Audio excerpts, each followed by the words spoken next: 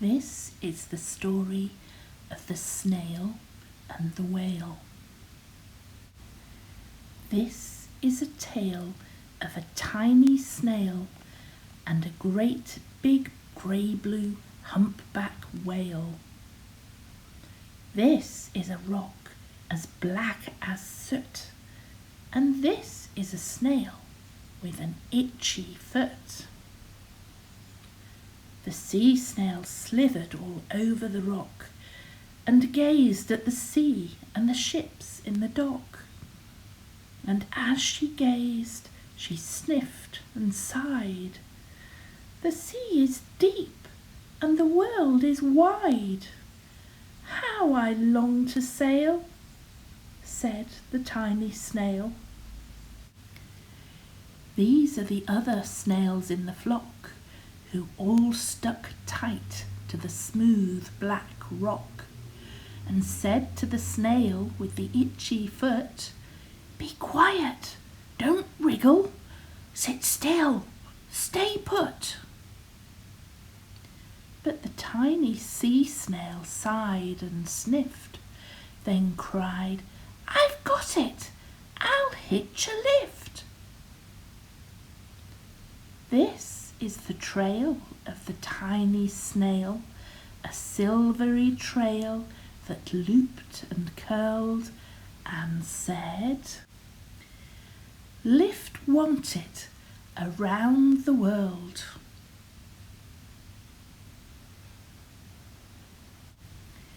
This is the whale who came one night when the tide was high and the stars were bright.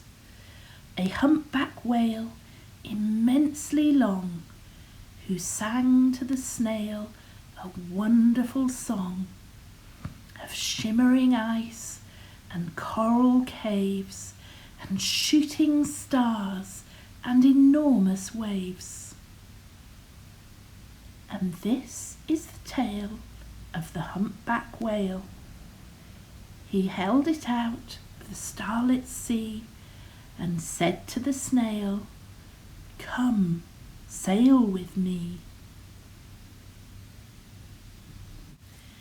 This is the sea, so wild and free, that carried the whale and the snail on his tail to towering icebergs and far-off lands, with fiery mountains and golden sands.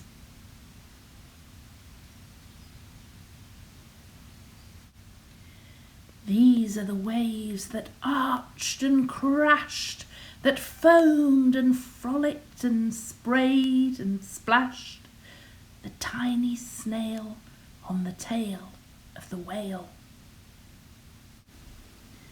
These are the caves beneath the waves, where stripy fish with feathery fins and sharks with hideous toothy grins swam around the whale and the snail on his tail.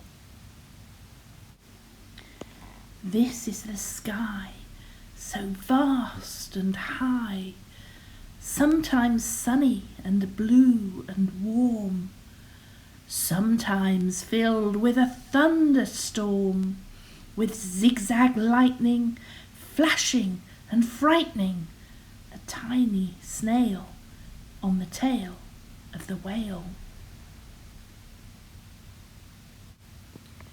And she gazed at the sky, the sea, the land, the waves and the caves and the golden sand. She gazed and gazed, amazed by it all, and she said to the whale, "I feel so small."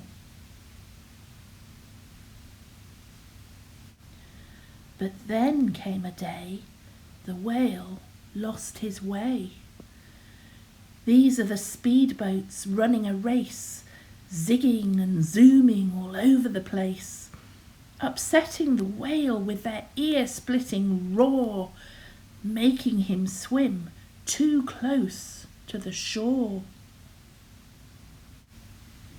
This is the tide slipping away.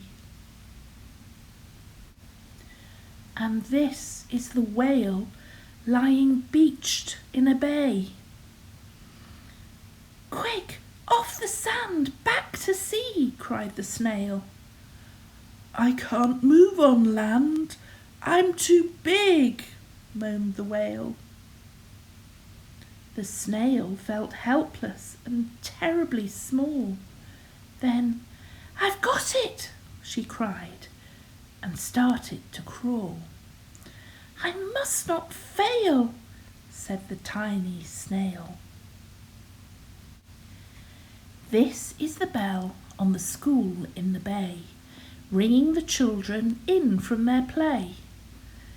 This is the teacher holding her chalk, telling the class, "Sit straight, don't talk." This is the board, as black as soot. And this is the snail with the itchy foot. "A snail, a snail!" The teacher turns pale. "Look," say the children, "it's leaving a trail." This is the trail of the tiny snail, a silvery trail saying, "Save the whale."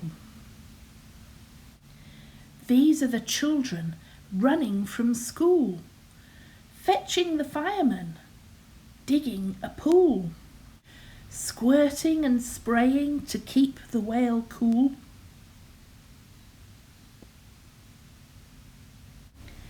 This is the tide coming into the bay, and these are the villagers shouting, "Hooray!" as the whale and the snail travel safely away.